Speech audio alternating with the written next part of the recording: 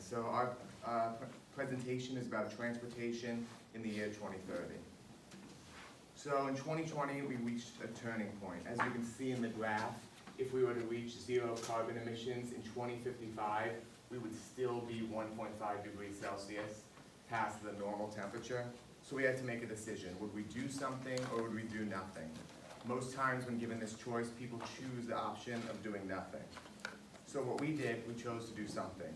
We turned to the New Deal, which led us to the Green New Deal. The New Deal was needed during the Depression, and the Green New Deal was needed now. So the goal we chose was from the House resolution, and it was overhauling transportation systems in the United States to remove pollution and greenhouse gas emissions from the transportation sector as much as is technologically feasible, including through the investments in zero-emission vehicle infrastructure and manufacturing, clean, affordable, and accessible public transit, and a high-speed rail. So there are many other goals in the Green New Deal, but this presentation is going to focus specifically on this one. And we set this goal pretty high. It would be tough to do all these things in 10 years, but every stride we made towards it was an improvement. So some specific goals with public transportation was, one, accessibility. So looking at that, there's two problems with it. The first is the price.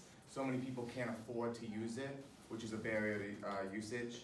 And then proximity. It would be pointless for someone to drive 20 minutes just to use public transportation. So we wanted to make the access easier for everyone. Next is we wanted to reduce the amount of harmful carbon emissions in public transit. So we'd use new technologies and implement this into the existing technology. And then finally, we wanted to improve the speed and cleanliness of public transportation. If it's faster and cleaner, more people will use it. So some major accomplishments. The access has increased. People who had previously not had any access to it now have access. Vehicle emissions are down with 70% decrease from 10 years ago where you guys are now. And we have launched a new cross-country high-speed rail that have decreased travel time by 40%. So on large scale,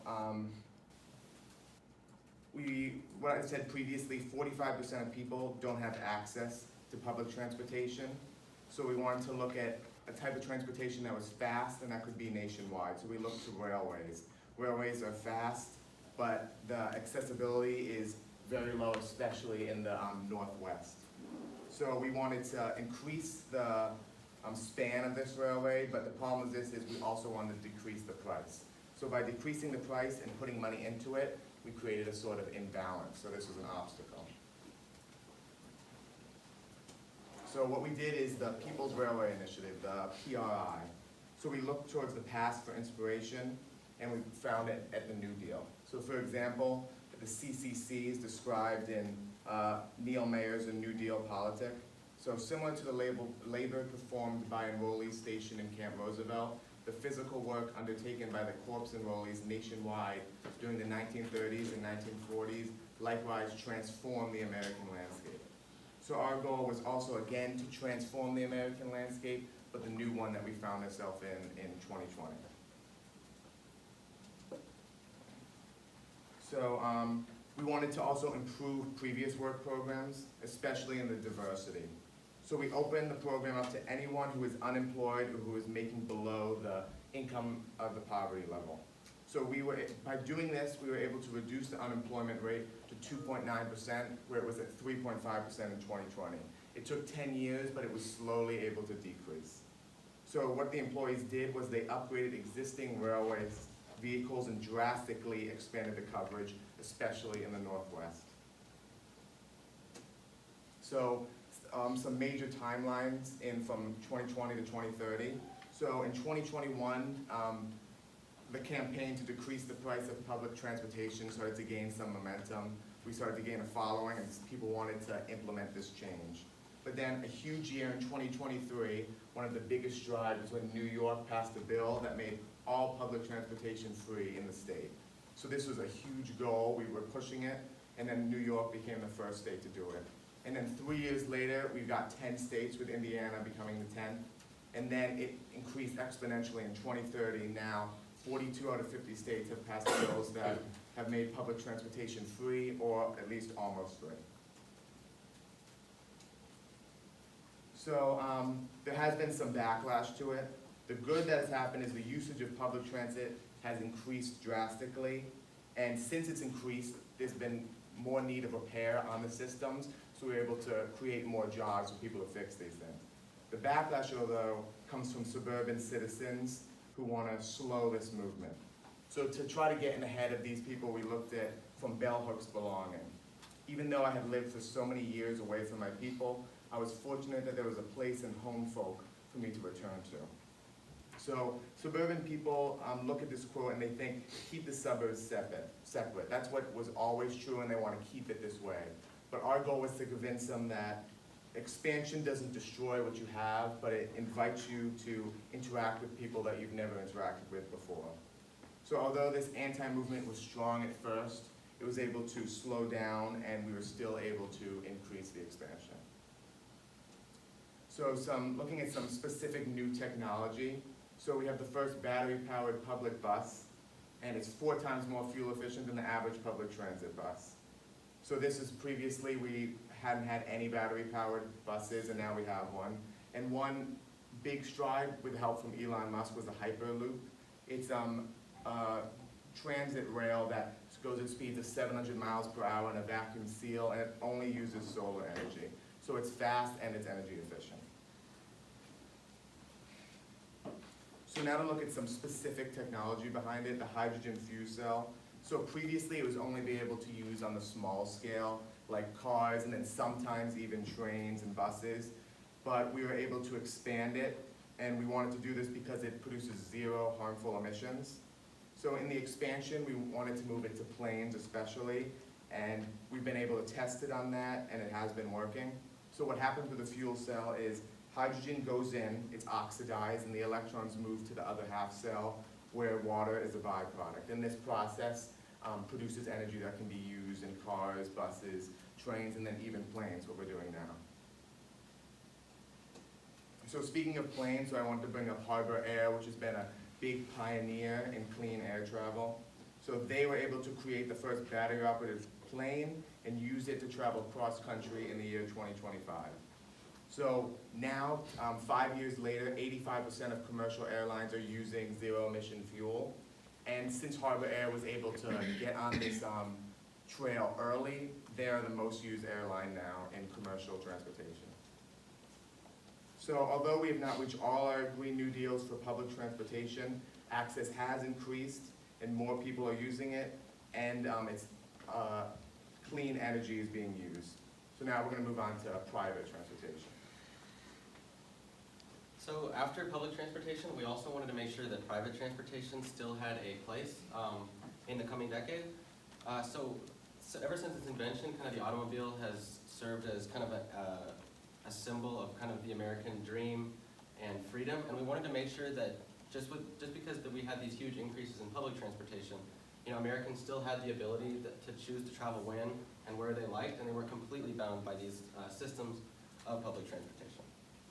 So when we started to do this, we realized very early on that we needed to take a bipartisan approach to this, because in order for us to make any real major sweeping changes, we needed to make sure that kind of everyone in the country was on board.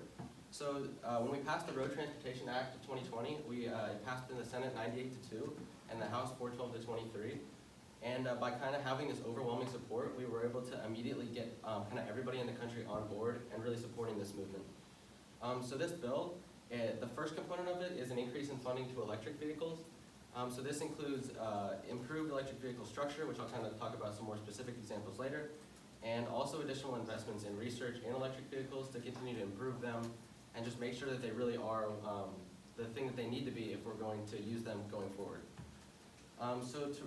Also, we wanted the second part of this bill was to reduce emissions from gasoline-powered cars, because what we realized very early on is in 2020, we had 250 million gas-powered vehicles on the road, and it was just not going to be feasible for us to get all of those off by 2030.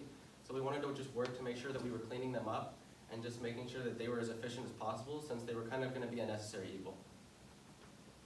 So the first part of electric vehicle infrastructure that we worked with was we realized that one of the reasons that people weren't adopting electric vehicles is they just didn't have the range of internal combustion engines. And on a fully charged electric vehicle, you couldn't travel nearly as far as you could in a car that had a full tank of gas. In 2021, they were able to invent these inductive charging lanes. And basically how this works is there's a coil in the road when you run a high current through it, it produces a magnetic field. And then this magnetic field can produce a current in the coil in the car. So if you'll see in this bottom diagram, this is actually pulled from a scientific paper that was posted before we even started this bill. So this is technology that was kind of already being developed a little bit. As you can see that this pickup coil basically receives the magnetic field from the coil under the road and is able to charge the car as it drives. And this can make electric vehicles a much more feasible option because you're not completely reliant on finding a charging station or plugging them in or dealing with charging them. So the second part is we needed to clean up the electric vehicle industry. If this was going to be something that we committed to using the next decade, we needed to make sure that it was as clean as possible. So one of the first things is that these electric vehicles rely on a ton of the lithium that's used in their batteries. And the process for mining this in 2020 was very terrible for the environment. So we made sure to work on cleaning that up. And we also eliminated cobalt from the way we manufacture these batteries, because cobalt was being called the blood diamond of batteries because 2/3 of it was fielded from the Congo. And the way in which the working conditions in these mines was absolutely terrible. So we wanted to make sure that if we were really going to commit to these electric vehicles, that they were a good thing, and they weren't going to have some of the negative effects. And also, the electric vehicle industry is still, in 2020, was still completely propped up by the dirtier forms of energy, in that the factories ran on coal power that produced these vehicles, and also when these cars were shipped to customers, they were shipped on top of like a diesel flatbed. And it was kind of almost, just seeing electric vehicles towed on top of a truck that's puffing out black smoke was kind of something that we didn't want going forward, so we made sure to kind of work on change that. So one of the things we also realized is that although gas-powered vehicles, they were terrible in the stuff they were producing, part of the problem was, as you can see in this picture, that's thousands of vehicles that aren't moving, that are just sitting idling and burning gasoline. So we realized if we could just work on cleaning up traffic and kind of maximizing travel, this alone would drastically cut emissions. So the first thing we did was we started building double-decker roads. So what these allow us to do is they don't really increase the footprint of roads, but they can drastically increase the number of people that are able to travel on them. And then also we worked on the light timings and phasings in order to maximize traffic. So I actually did an internship when I was in high school, which I guess has been 11 years now. And these pictures are pulled from that. And you can see that even back in 2020, using new computer technologies, they were able to completely remotely operate all these lights. And they've been working on, in the last 10 years, continuing to improve these technologies so that computers can really maximize the way that lights work, and they can adjust the timings and the phasings to just allow cars through. And this has just helped. As much as we can take advantage of our computing technology, we can really help cut down on traffic, and thus cut down on emissions. So finally, we continued to improve technologies regarding combustion engines. So the EPA continued to tighten regulations to make them less economically feasible and kind of push people toward electric vehicles, and at the same time cutting emissions. And we also started to see the adoption in 2022 of the opposing piston engine. And I'll kind of bore you the technical specs, but rather than one piston in each cylinder, these actually operate with opposing pistons. And this, long story short, this allows for a 50% increase in efficiency, which is a huge increase. Currently, the conventional engine, it only operates at about 25% efficiency for the energy it takes in and how much is actually converted to motion. The rest is wasted as heat. So there's a lot of room to improve that there without completely ditching the internal combustion engine. Finally, we need to look at the economic impact of everything we've done. So the first part is a major government works project is going to put millions Americans to work, and not just put them to work, but put them in good paying engineering jobs that really help push this country forward. And all of our improvements in public and private transportation have drastically decreased traffic, which is not only reduced commute times, which allows Americans more time to be productive or just relax, but it also allows goods and services to be cheaper because it cuts down on the cost of shipping for companies. So these allowed major increases in the American economy. And then finally, future improvements. We do believe that eventually we can reach zero emissions from transportation. We just found that it wasn't going to be feasible for us to do that in only 10 years. And we expect all major highways to have a charging lane by 2040. And this will allow Americans to freely travel long distances between cities while charging their cars, which is extremely important for electric vehicles becoming extremely widespread.